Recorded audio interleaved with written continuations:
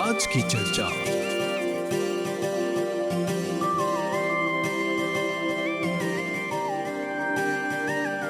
नमस्कार। आज की चर्चा कार्यक्रम में आप सभी का हम स्वागत करते हैं। जिंदगी किसी के काम आ जाए, यही इंसानियत की असली पहचान है। कभी कभी किसी का हाथ पकड़कर उसे उठाने का मौका जिंदगी हमें देती है, और रक्तदान वही मौका है जहां आपकी एक छोटी सी मदद किसी की दुनिया बचा सकती है। नमस्कार, आप सुन रहे हैं mega blood donation drive municipality of Port Louis, जहां हम बात करेंगे 17 दिसंबर 2025 को होने वाले इस महत्वपूर्ण आयोजन की, जिसका उद्देश्य है जीवन बचाना, समाज को जोड़ना और रक्तदान को एक जन आंदोलन बनाना। और आज के इस कार्यक्रम में हमारे साथ जुड़े हुए हैं ब्लड डोनर्स एसोसिएशन के वाइस प्रेसिडेंट श्री प्रवेश राव जी। उनका हम स्वागत करते हैं दिल की गहराइयों से कि इस नेक काम से वे जुड़े हुए हैं। बहुत बहुत स्वागत करते हैं आपका राव जी इस कार्यक्रम में। आज हम ब्लड डोनेशन के बारे में बात करेंगे, इसके महत्व के बारे में बात करेंगे। तो सर्वप्रथम आप इस एसोसिएशन के बारे में हमें 2 शब्द बताइए। नमस्ते निर्वदा जी, नमस्ते सभी सुनने वालों को। ये जो ब्लड डोनर्स एसोसिएशन है, ये एक एसोसिएशन जो आज इस साल 27 ईयर्स हो जाएगा हमारे जो एग्जिस्टेंस है। और ये काहे हमने एसोसिएशन शुरू करनी जा, जब एगो समय में 1998 में देखनी जा कि एगो पेरियड फेस्टिव जब बनाने के लेपोक रहल तो खून के कमी होकर रहल लोपिताल में। तो हमने सोचनी जा काहे ना एगो एसोसिएशन बनाब जा, जहाँ पर ही हमने एगो NGO मिलकर गवर्नमेंट बॉडीज़ को हेल्प करेंगे। यानी कि हमनी एगो एसोसिएशन बनेनी जा ऐसा जब जौन खाली एवरे होई खून कोलेक्टे करे के। मतलब कि ब्लड डोनर्स एसोसिएशन जो है एक रोल जो है, ये एगो NGO है, एगो गैर सरकारी संगठन है। हाँ, तो ये काहे बनेनी जा, जमी कि हमनी en collaboration काम करब जा, étroitement collaboration minister la santé संगे, जहाँ हमनी पब्लिक के सेंसिटाइज करब जा और खून के मांग करब जा, जमी कि आके पब्लिक हमनी के हेल्प करी और हमनी हाउ खून वाले के जब गवर्नमेंट बॉडीज और प्राइवेट क्लिनिक सब कोई सके बेनिफिशियर करी। तो प्रवेश जी, हमने के बतावा कि मॉरिशस में जैसे कि अभी बोला कि नया साल जब आयल 27 बरिस पहले, हाँ, 27 पहले, तब वो जागरूकता तो लग में जगल। तो हमने के ये बतावा कि मॉरिशस में ब्लड के खून के जस्ती ज़रूरत कब महसूस होला पूरा साल में, और का मॉरिशस लोग ब्लड डोनेशन के लेके लोग जागरूक हवन जा, जैसे कि बोला सेंसिटाइज हवन जा। देखा नॉर्मलमा सब डिफरेंट कंट्रीज़ के डिफरेंट लोग के कैसे बोला जागरूकता कब होला, नेसेसिटी कब होला खून के। मॉरिशस में दिखिला जा हमने जब दिसंबर से लेके लाफे दिसंबर से लेके फरवरी तक ये इंटरवल में हमने के जस्ती खून की कमी होला। काहे एक्सप्लिके करता है, बस कि जब दिसंबर के महीना आवेला तो हमने के एगो सब कोई बिजी हो जाएला जा पेरियड फेस्टिव में, अपन न्यू ईयर नोएल के प्रिपरेशन में। तो जस्ती सब कोई बिजी रहेला अपन काम में, अपन कार्य में। तो भुला जाएला जा कि हमने के हई जौन ज़रूरत है खून की। तो मौके कले जा 27 ईयर्स से जब बोला था कि हई बुक में जस्ती कमी होला खून की। तो वो खातिन और ये एगो पेरियड आवेला जब ठंडा करेला, जब लीवे आवेला, तब वो हमने के खून की कमी होला। काहे कि घर कोई ग्रिपे होला, तो जब मारा एगो व्यक्ति जब मराद रही तो नहीं क्या के खून दे, तो वो खातिन देखिला जा हई दूगो पेरियडवा में जस्ती खून के हमने के कमी रहेला। और जागरूकता जब बोलब जा हमने के जोन जनता है तो इतना दिन के सेंसिबिलिजेशन में हमने देखने जा कि जब एगो लिपोक रहल जिस N% बड़ा आदमी लोग जो लोग सके खून देवे वो लोग खून देवे था जा सलमा हबियों लोग आके हमने के ऑब्जेक्टिव बाद एटलीस्ट 5% जो हमने के जनता बाजे खून दे लगी तो सकेला खून के कमी नहीं हुई मैं अभी तक 3% नहीं पहुँचल है सर मैं हमने के ऐसा एगो प्लान बा कि अगले जो 2-3 बरिस में जब जे सकब जा 100% वॉलंटरी सेव ब्लड डोनर्स जमे कि एगो लेवल 5% जनता ले खून दे लग जा तो हमने के बताए सबज कि जैसे कि बोलत हुआ कि बड़ा लोग जस्ती रक्तदान करे आवेलन जा तो कौन उम्र से एगो व्यक्ति रक्तदान शुरू करे सकी और ओकर स्वास्थ्य बनल रही। हाँ देखा आगे एगो लिपोक रहल जहाँ बोलते नहीं सा 18 ans से लेके 18 बरिस से लेके 60 ans तक कोई सके खून दे मैं अब एगो प्लान दलाल जमी कि काहे बोलते हैं जा काहे 18 ans से चाहिए प्लीतो अब 17 ans से लेके 65 ans लेकर देनी जा काहे क्योंकि देखिए राजा अभी नौजवान लोग खुशी रहना चाहिए सब एक्टिविटी और वो लोग रेडी हो गल बन जा वो लोग के जोन बॉडी बा वो लोग रेडी हो गल बा एक सेकेंड से एगो रक्तदान करे वो खातिर ब्लड डोनर्स एसोसिएशन और मिनिस्टर मिलकर एगो प्लान बनैलन जा जो एगो प्रोग्राम स्कूल हेल्थ प्रोग्राम यानी कि नौजवान लोग के सेंसिबिलिजे करके जमे कि सजग मतलब कि कराई के बहुत बुनियादी से जमे कि कैसे बोले रहा था once a blood donor always a blood donor एक हला जब खून दिलन जा तब हव लेकवा अब ओकरा हई लॉविवा मिल गल कि हई ऐसा एगो अच्छा कार्य करता तो वो खातिर 17 ans से अब लेके अगर पेरेंटल कंसेंट चाहिए मगर मैं पकौन 18 ans से लेके नहीं चाहिए पेरेंटल कंसेंट बस कि अब माजे हो गल बा तो वो लोग फ्रीली से ज्ञान खून दे मैं पकौन 17 ans से 18 ans ले जकर रही वो लोग के पारों सिए करी फॉर्म में तब सेकेंड जा 18 साल के लड़का के भी चहला सिग्नेचर नहीं 18 साल से जब मेजर हो गया माजे हो गया तो सकबा अपन खून फ्रीली दे विदाउट कंसेंट तो कोनो रजिस्ट्रेशन की प्रक्रिया रहा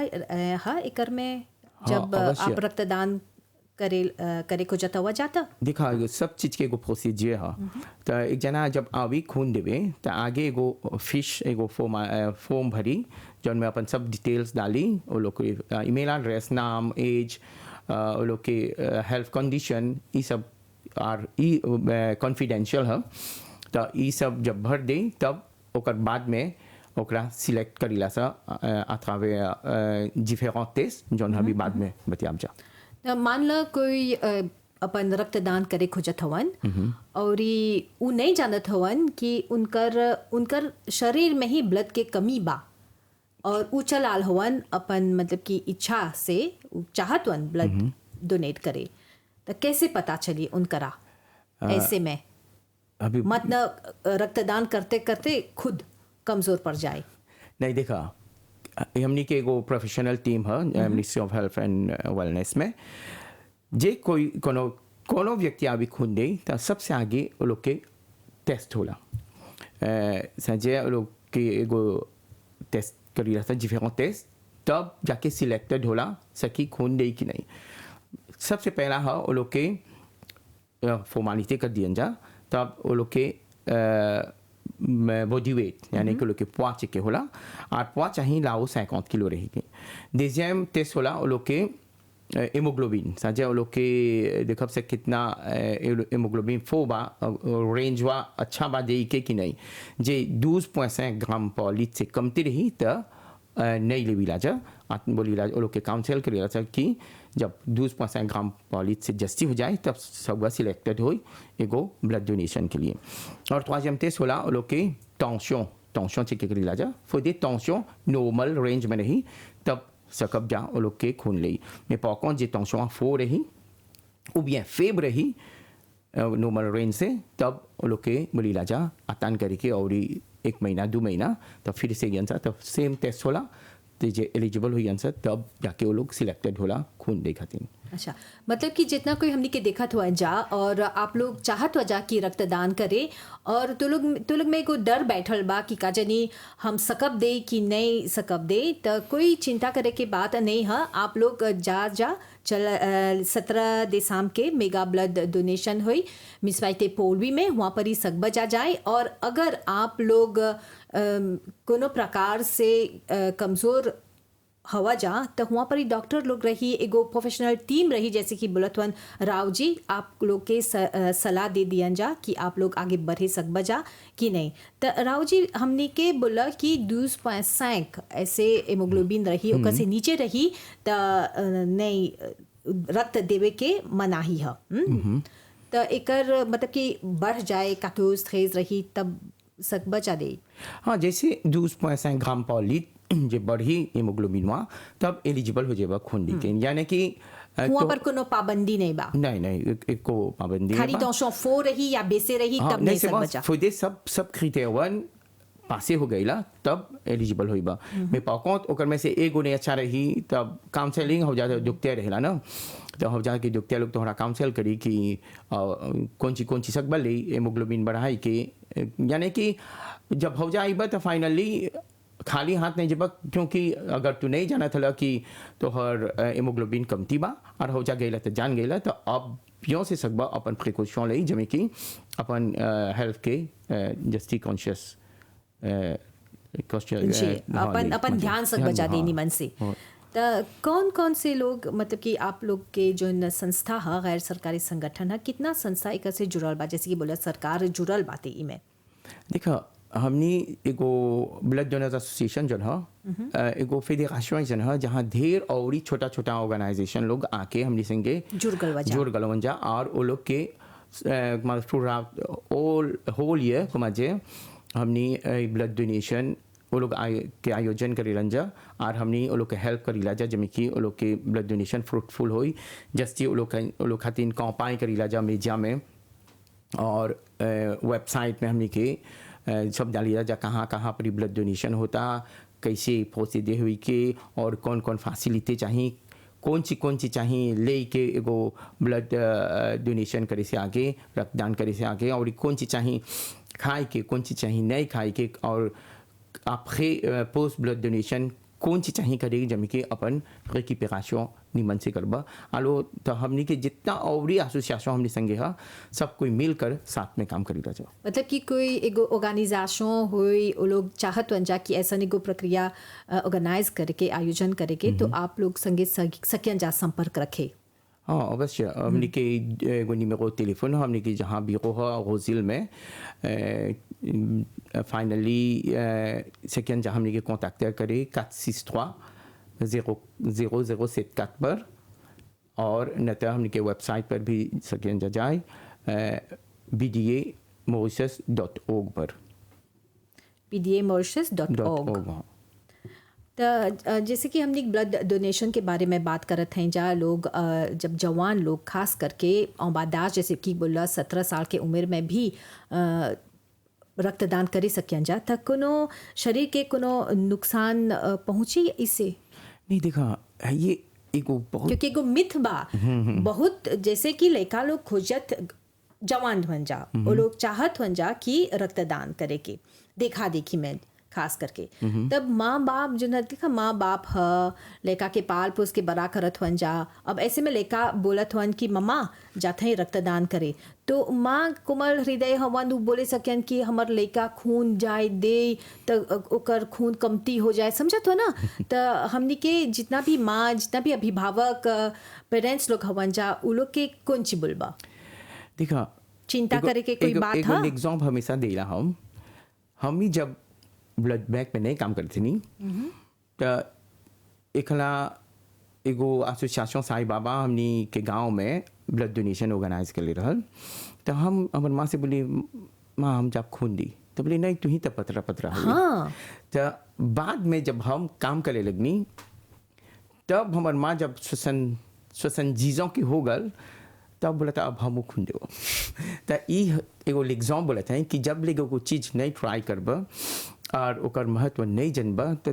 तुझो एगो सस्पेंस में रहे, एगो एगो डाउट में रह तुझू मगर अब भी के नौजवान लोग वो लोग बहुत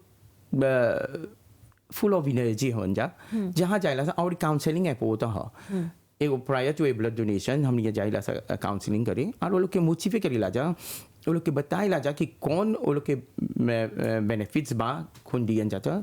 कौन चीज वो लोग करता सोशल एस्पेक्ट में ऐसे एगो दान करत वन जा कि एगो चीज अच्छा रहा हम तो लोग के बोल देती जाने ला एगो लोपिताल में जाइबा तो कौन चीज सिया ने तोहरा मिली जाने ला जिंदगी आज के लोपिताल में मिलेला मेडिकेशन आदमी थवा था खाए के मिली बेड मिली तकिया मिली सूते के सुविधा। एयरकॉन मिली सब चीज मिलेला एक एगो चीज सिया ने हुआ मिली खाली हऊ खून काहे बोलत है बस कि जितना चीज बोलनी है सब सब किन के आन दी मगर ब्लड नहीं सकीला जा किने क्योंकि खाली ई ह्यूमन टू ह्यूमन देवल जाला आलो जे हम काल बोलब नहीं हम खून नहीं देवब तो हम जानब कि हमार जौन पोसेल हॉस्पिटल में बा तो वो कैसे ओकरा जौन नीड बा ब्लड के वो कैसे जी तो यही है होता है कि हमने के सबके चाहना जाने कि हम नहीं खून नहीं देवब जा तो हमने के फामी हमने के लड़का हमने के परिवार और कोई भी हो तो वो लोग के लाभ कैसे जाए तो ये आस्पे चाहला हमने के लड़का लोग में हई मोटिवेशन डाले कि क्योंकि खून तो आज देव तो 48 में तो हर लेवल ऑफ ब्लड रेक्यूपरे हो जाला नॉर्मल हो जाला नॉर्मल हो जाला 48 तो ही में हाँ और ओकर सेटन सेल्स जोन डिले हुआ अपन खून दिला था वो वैसे एंजू में सब रेक्यूपरे हो जाला तो एक में कोई डर की बात नहीं है कि खून देबा तोहरा कुछ हो जाए सिपा गिर जाइबा सिपा फेब हो जाइबा वो नहीं बोला थे कि नहीं होला कोई के हाँ कबो डर हो सुई देख बत डर जा डर मोटा के सुई। खातिन कोई कबो एगो चिवे चीज हो जाला से वो तो पोगे हा पा एगो 20 सेकंड में पारे उठब पारे अपन काम करब और तोरा जितना खुशी महसूस हुई जन पहला ला जब खून देबा तो वो एक्स्ट्रा हो जिले है जे कोई एक्सपीरियंस नहीं कर हुई तो हम बोलब जाके खून देखे एक देखे के हम तो लोग के में ऐसी नहीं बोलब अपन दिल के द्वारा तो लोग हमरा बोलबा हाँ भाई राहु के रीजन रहल हम ओकरा में ऐसी हम बोलत हैं हम एगो जीता जागता एगो एक्सपीरियंस कर ले हैं ब्लड रक्तदान कर ले हैं हम कई बार शुरू में डर लगेला इंजेक्शन से बहुत डर लगेला लेकिन जब रक्तदान करबा ओकर बाद जोन मतलब कि शांति महसूस होला एगो गर्व भीतरे से उत्पन्न होला कि ई हमर खून से किसी के मतलब कि किसी की जान बच सकती है तो ई हम शब्द में हम नहीं बता सकते इस खुशी के बारे में तो हमने के बतावा कि जब हमने खून दे दिल हैं जा एक हला तो कितना अंतराल में कितना समय में हम एक दोबारा रक्तदान करे सकब जा एक महीना कितना समय देखा एक मॉरिशस बार के इसमें कितना बार एक आदमी कितने हला सकी रक्तदान करे और दूध देखा पुरुष लोग सकियन जा 4 हला खून दे एक बरिस में यानी कि वो इंटरवल ऑफ 3 मंथ और महिला लोग के है इंटरवल ऑफ 4 मंथ यानी कि 3 हला वो लोग एक बरिस में सकियन जा खून दे मगर हम नहीं बोलीला जा जे हर एगो व्यक्ति जेकरा ओकर लाज हो गल बा खून दे के एटलीस्ट जे वंस एक हला अपन खून दे तो हमने के देश में कबो खून की कमी नहीं हुई एक के हला मगर देखिला जा कि हब्बी एक तजिस 2.8% पॉपुलेशन खून देवेला नहीं बोले थे कि नहीं अच्छा बा हमने अमंग अफ्रीकन कंट्रीज में से सब निमन कंट्री है सा जहाँ हमने के पॉपुलेशन लोग खून देवेला मगर हमने के जो है सब मौका नहीं कमी जमी के नहीं आई हमने के जे 5% हमने के जन जनता लोग खून दे लगी तो हमने के सब लोपिताल सब प्राइवेट क्लिनिक्स सब निबन से बिना खून के कमी से ना हुई कभी तो हम सब रोज जीते हैं अपने लिए पर जो एक बार किसी को जीवन देता है वो सदियों तक याद रहता है 17 दिसंबर एक मौका एक जिम्मेदारी एक मानवता का उत्सव प्रवेश जी हम अपना कार्यक्रम जारी रखते हुए हम ये जानना चाहेंगे कि अभी बताइए जा कि मीने जिसेतों से ऊपर ब्लड दे सक बजा, रक्तदान करे सक बजा। तो हमार प्रश्न ई है, बहुत लोग बोले जा कि महिला लोग नहीं सकियन जा खून दे, का महिला लोग सकियन जा रक्तदान करे? अवश्य। देखा, जब यहाँ बोलनी कि एगो महिला से की 3 बार एक साल में, एक बरिस में सकेला 3 हला अपन खून दे। काहे ऐसे बोले जा कि नहीं चहला दे के? नहीं, देखा बड़ा लोग खास करके बोले जा। आगे के हमने के बड़ा आदमी लोग बोलत रहन जा ना, ई तो छोकरी है, ई तो मादाम है, ये कैसे खून दे। आज तब बोलीला जाना दुनिया में अब जौन काम पुरुष लोग करता, महिला वो लोग भी सकता करी, तो काहे ना खून सकियन जा दी। तो वर्ल्ड वाइड और चिप लिमोन में आज पुरुष या महिला सब कोई खून देवेला। और काहे से क्या खून दे, बस कि जे वो लोग जन जन तेज बोलनी जो करीला जा प्रायर टू ब्लड डोनेशन,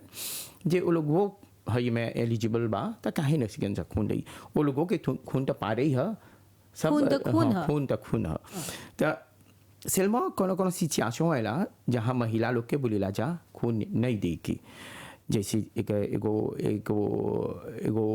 महिला प्रेग्नेंट बा,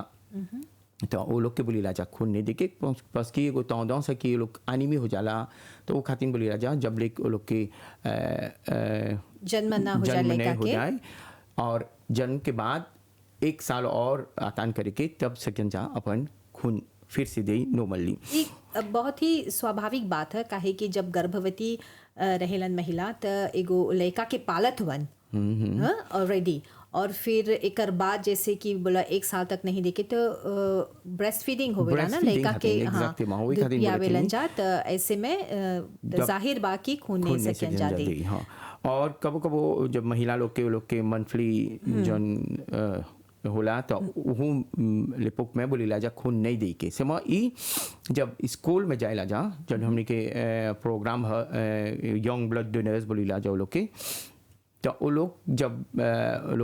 मेंस्ट्रुअल साइकिल रहेला तो ड्यूरिंग मेंस बोलीला जा लोग के खून नहीं दे के। मगर जे लोग बड़ा लोग हो, जन महिला लोग बड़ा लोग हो, तो वो लोग मैम ड्यूरिंग मेंस यंसा वो लोग के हेमोग्लोबिन जे अच्छा रही तो वो लोग से की अपन खून नॉर्मल दी। तो हमने के बतावा कि कौन लोग खून नहीं सकियन जा दे? bon ई तो एगो बहुत जरूरी क्वेश्चन बा। काहे देखा, खून दे खातिर सबसे पहला चीज इम्पोर्टेंट जन है चाहेला तोहरे हेल्दी रहेगी। हाँ, जो व्यक्ति जन बा खून दे वही मालात बा, ओकरे प्रॉब्लम एनीमिक बा, सिपा ओकर प्रॉब्लम कार्डियक बा, कोनो बड़ा बड़ा मालात बा, कैंसर बा, या कोई अनफॉर्चुनेटली जैसे बोलीला ड्रग एडिक्ट होवन जा, और कोई फेक टैटूज करेले बा, एगो 6 महीना नहीं होल बा, तो वो लोग के बोलीला जा वो लोग अभी टेम्पोरेली खून नहीं सकन जा जे लोग टैटू करेले बा। और जे लोग एंटीबायोटिक पर बा वो लोग भी टेम्पोरेली खून नहीं देवेला जब लेके लोग के एंटीबायोटिक फिनी नहीं हो जाए। और ऐसे प्लीजिए कहा जौन हमने देखिला जा ऑन साइट क्वेश्चन रिपोंस है, तब वो लोग के conseiller करेला जा कि अभी नहीं खून दे के उसवा परमानेंटली नहीं सकबा खून दे, उसवा टेम्पोरेली नहीं सकबा खून दे। कैसे बोलनी जे लोग के कार्डियक प्रॉब्लम है, कैंसर होवन सा, डायलिसिस पर होवन सा, या कोनो और भारी बीमारी रही तो ट्रांसप्लांटेशन ऑर्गन जे कर लेबा वो लोग के conseiller करेला जा कि खून नहीं दे के। mais par contre जे लोग के diabète है, जे लोग की टेंशन फो है, कोलेस्टेरोल है, वो लोग के तब बोलीला जा अब आगे एगो ऐसा पहुँचे रहल कि नहीं जाबेत बा टेंशन बता नहीं सकब खून दी, ई अब एकरा कंसीडरे नहीं करीला जा, क्योंकि एगो जाबेटिक वो अपन खून दे और ओकर खून से भी होला पा रही, क्योंकि जाबेत से एगो मालाजी नॉन ट्रांसमिसिबल है।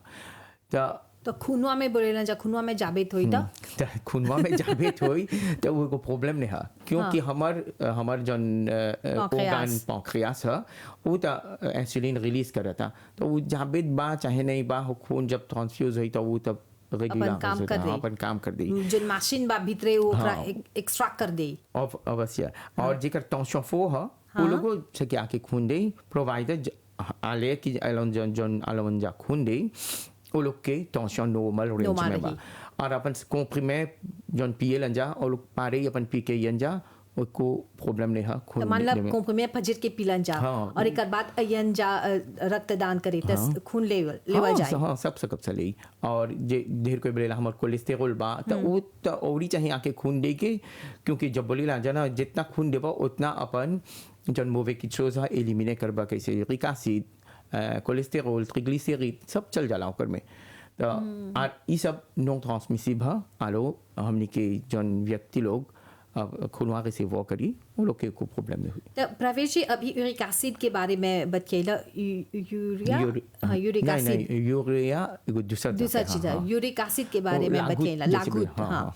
तो मान ला एगो व्यक्ति हाँ ओकरा ई प्रॉब्लम बा यूरिक एसिड के प्रॉब्लम बा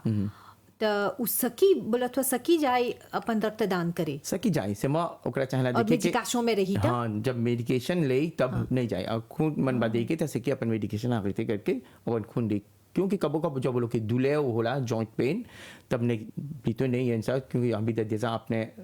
सुफ्रांस में मैं वो का contre है जब हेल्दी हमन सा वो लोग के कोनो प्रॉब्लम हुआ से कि अपन मेडिकेशन आगे करे 2-3 दिन आगे आके अपन खून दे पा रही।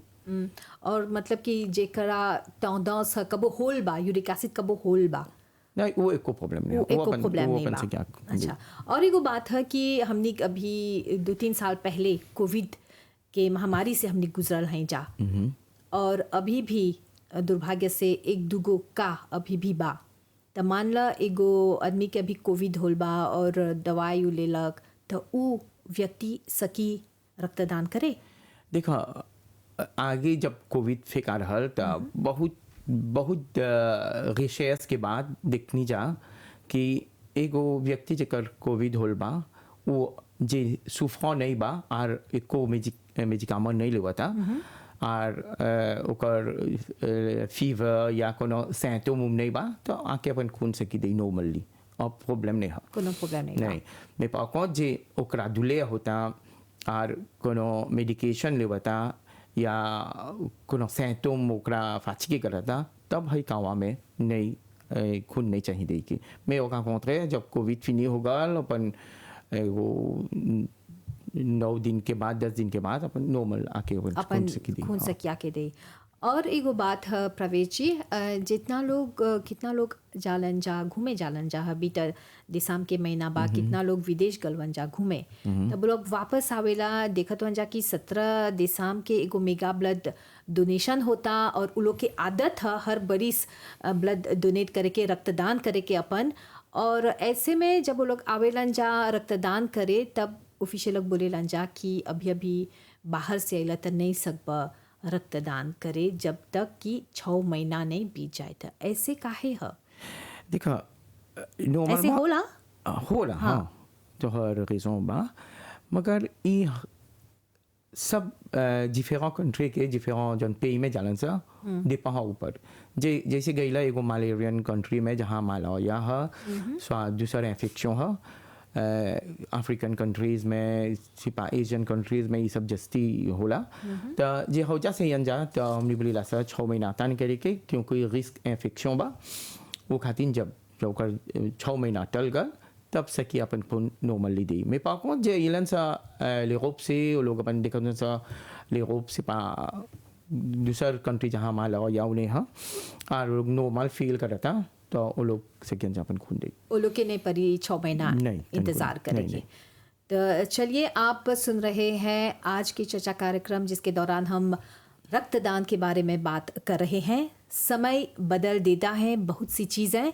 लेकिन एक सच कभी नहीं बदलता किसी इंसान की ज़िंदगी किसी दूसरे के खून की एक बूंद पर भी टिक सकती है। तो आज हम उसी कारण उसी मानवता के संदेश को लेकर आपके सामने हैं। प्रवेश जी हमने के ई बतावा कि ब्लड रक्तदान जब करी लाजा तो एकर बाद कौन लाभ है? देखा नर्मदा जी सबसे बड़ा लाभ तो हमने के मन की शांति हेलो जब एक निमन काम करनी जाता हमने खुद जानी राजा इवालुएट करब सा अपने के तो कौन बुरा काम कर देनी सा कौन अच्छा काम कर देनी सा ये हमने खुद जानी राजा तो जब कोई के जान बचा दिला, कोई के अपन एगो लिविंग ऑर्गन अपन में से ओकर बॉडी में ओकरा ओकर जिंदगी ओकर में प्राण डाल दिला, तो यही तो सबसे बड़ा बात है। मगर लाभ कौन ची होला, बोलीला जाना एगो पॉइंट ऑफ ब्लड से 3 जना के जान से की बच जाए। तो एक्सप्लिक ये करब थोड़ा कैसे। सन खून से हाँ, क्योंकि अब जब खून कोलेक्ट करीला जा, तो जब लाबोरेटरी जाला खूनवा, तो ओकरा सेपारे करीला जा। यानी कि ब्लड में तो 4 गो कंपोनेंट है, red blood cells, white blood cells, platelet और प्लाज्मा। तो खूनवा जब सेपारे होला, तो जौन 3 गो सेल्स वहाँ डिफरेंटली कहाँ सकब से हमनी सेवी करी। तो जब क्योंकि प्लेटलेट की कोई के जरूरत बा, प्लेटलेट के कोई के जरूरत, प्लाज्मा की जरूरत बा। हाँ, तो हाँ। ऐसे यानी कि 3 जना के अपन खून में से जौन एगो होल ब्लड दिला, तो ओकर में से 3 जना के ओकर बॉडी में से की ट्रांसफ्यूज हुई। मतलब कि अपन जैसे कि बोली लाजा ना, अपन खून दा और एक इंसान के जान बचाई सकबा। तो यहाँ पर ही जानत है जा कि एक बार अगर आप अपन खून देवत हवा, तो 3 हो सकेला कि 3 जना के जान आप बचावत हवा। 3 जना हम तो बोलीला 3 जना से जस्ती जस्ती हो सकी। अब कैसे जस्ती हुई तोहरा एक्सप्लिक करत है। जब 3 जना में ब्लड ट्रांसफ्यूज होल, तो 3 जना के ओकर परिवार के कितना स्ट्रेस से निकल, तो हो ये बोलीला जना voluntary blood safe blood donors. तो क्योंकि जब वॉलंटियर तू तो खून दे दिला, समझ नहीं जाना था कि कहाँ गल, कौन परिवार में गल, खून ओकर लइकवा में हबी बा। तो ये एगो बहुत बड़ा बात है। अब लाभ के पूछबा ओकर ले जस्ती, तो जानेला जब एक जना एगो रक्तदान करेला, तो ओकर ब्लड जब कोलेक्ट हो जाला, तो लाबोरेटरी आ जाला। अब लाबोरेटरी में खूनवा ट्रांसफ्यूजन में जाए से आगे, डिस्ट्रीब्यूशन में जाए से आगे, हमने के चला रास्यूरे करे के कि वो खूनवा सेफ बा। अब कैसे जानब जा सेफ बा, फोदे सब टेस्टिंग हुई तब ना। तो जब लाबोरेटरी जाला, तो ओकर टेस्ट होला बारीकी से। हाँ, सब करीते टेस्ट होला। तब जब जानब से खूनवा सेफ बा, तब ट्रांसफ्यूजन के लिए भेजब जा। तो हई सब टेस्टवा जब एगो व्यक्ति जाए अपन से करे एगो प्राइवेट लैब में, तो 9,000 से कमती नहीं हो, क्योंकि HIV, हेपेटाइट सब जितना टेस्ट सब होला।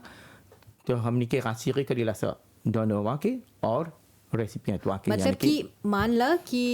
एगो व्यक्ति अपन रक्तदान करलन, और जब लाबोरेटरी गल ई खून के जब जांच होल और पावल गल कि कोनो बीमारी बा, तो उ व्यक्ति के जनावे ला जा। अवश्य देखा, जैसे बोलनी को मौसम में कि सब जाफे कॉन्फिडेंशियल है। हाँ। जे कानी माल सांस एक जना की कोनो बीमारी लौकता, हाँ, ग्राव या सैंपो, तो वो लोग के डायरेक्टली एगो दूसर चैनल में भी देख रहा जा। हम इससे लोग हैं और दुखते लोग वो लोग के बुला के तब लोग के काउंसलिंग करियन सा, या वो लोग के मेडिकेशन पर भी सके कोनो बीमारी से किया है नहीं नेसेसरी है ग्राव ये चीज़ के बतियाम जा। और ऐसी हूँ देजा देखल गल बा कि कोई के ग्राव मलाद होई से आगे जान गल और अपन ट्रीटमेंट शुरू कर लगा और ओकर जान भी बच गल। अच्छा। तो ये पोता है जाने की कि जब अपन खून देबा कुछ बेनिफिशियर करबा, जब बोलीला जब खून देबा जाता कौन प्रॉब्लम से बचबा, डिफरेंट मलाजी के रिस्क से बचबा और अपने के हमेशा हेल्थी रखबा। तो ये तो बड़ा एगो बेनिफिट है, बहुत बड़ा बेनिफिट है। तो प्रवेश जी हमने के बताओ कि अभी जैसे कि हमने शुरू से बोलते आवत हैं जा कि ले 17 दिसंबर के म्यूनिसिपैलिटी पोलवी में एगो मेगा ब्लड डोनेशन के आयोजन करल गल बा ब्लड डोनर्स एसोसिएशन की तरफ से। तो हमने के थोड़ा जानकारी द ई आयोजन के बारे में, कब कई बजे शुरू होई, कितना बजे लोग आए सकियन जा हुआ परी। देखा जैसे शुरू से बोलते आवत बुधवार के लिए जिसत के हमने के मेगा ब्लड डोनेशन बा और शुरू हुई म्यूनिसिपैलिटी ऑफ पोर्ट लुइस के आंगन में हुई। देखा कई बड़े कितने बड़े जन हो गल हाई इवेंट ऑर्गेनाइज करने से 4 दिन में या 2 दिन में, हाई बड़ी स्पेशल मजिस 1 दिन में हुई। और वो शुरू हुई सवेरे 7 बजे से शाम के 6 बजे तक। और हौजा सब सुविधा रही सब कोई खातिन सब कोई सक बचा आके अपन खून दे। हमनी को दिमाग करब जा कि वहाँ ढेर वेटिंग टाइम नहीं रही, क्योंकि ढेर कोई आवेला जा जन ले इंतजार करे के पड़ेला। हाँ, लंच टाइम में आवेलन जाता वो लोग के पड़ेला ढेर इंतजार करे के। देखब जा कैसे करके हाली से सब कोई के खून लेके वो लोग के जमी के उनकी निमन से अपन कोनो रश नहीं रही। रश नहीं रही। और है पहला ला जब है 24e एडिशन करे थे जा, और première एडिशन में हमने के मिला रहा 864 ब्लड पॉइंट ऑफ ब्लड, और जितना रिकॉर्ड जन कर ले हैं जा 1963 एक के दिन में। और अच्छा करे थे कि हमने के टारगेट बाहर इस साल के 1500 से जस्ती खून, और दीपों बा जनता पर, दीपों बा तो लोग पर, मीडिया पर, दीपों बा हमने सब पर कि इतना कोई खातिर हमने खून के प्रोविजन कर दो अब जा कि बनाने के लिए पुक में हमने के टेलीफोन नहीं मिली कि कोनो पासियों के खून नहीं मिला था कि काम। और जो कोई नहीं से कि आई मेगा ब्लड में तो 25 दिसंबर के कोविल टुके में भी हो जो आयोजन करब कौजाब में, जहाँ पर ही कोविल के आंगन में ब्लड डोनेशन करीला जा। तो सबको यहाँ बीचे रबा जा हो जो जिन्हें से कि आके लेजिस्लेट के दे तो ज़रूर ये जा कोविल अम्मा तुके कोविल के आंगन में कौजाब। और ये बोल के सबके के हमने के जितना स्पॉन्सर बा सबको के भी बोला MBC के जितना का जो प्रिवे बा और जितना कोई हमने के सहायता देवा था है कार्य करे के, और total energies marketing Mauritius pharmacy नोवेल इडेंडेल इसको गागाजाजागेन municipality of port please ministry of infrastructure और खासकर ministry of health and wellness, और सभी को हम बोला हैप्पी न्यू ईयर, एक जॉय नोवेल। बहुत बहुत धन्यवाद श्री प्रवेश राव जी। आप ब्लड डोनर्स एसोसिएशन के वाइस प्रेसिडेंट हैं और इतनी सारी जानकारियां आपने हमको दी, और यही आशा करते हैं कि प्रवेश जी यहाँ पर आए, मंच पे आए, MBC के माध्यम से आप लोग तक ये संदेश पहुँचा रहे हैं कि आप लोग आइए 17 दिसंबर को म्यूनिसिपैलिटी ऑफ पोर्ट लुइस के प्रांगण में, वहाँ पर अपना थोड़ा सा रक्तदान कीजिए और एक नहीं बल्कि कई लोगों की जान आप बचा सकते हैं। इसी के साथ आज का हमारा कार्यक्रम यहीं पर समाप्त होता है। हम धन्यवाद एक बार फिर समर्पित करते हैं श्री प्रवेश राव जी को। आप सभी को आपके ध्यान के लिए धन्यवाद। नमस्कार। आज की चर्चा।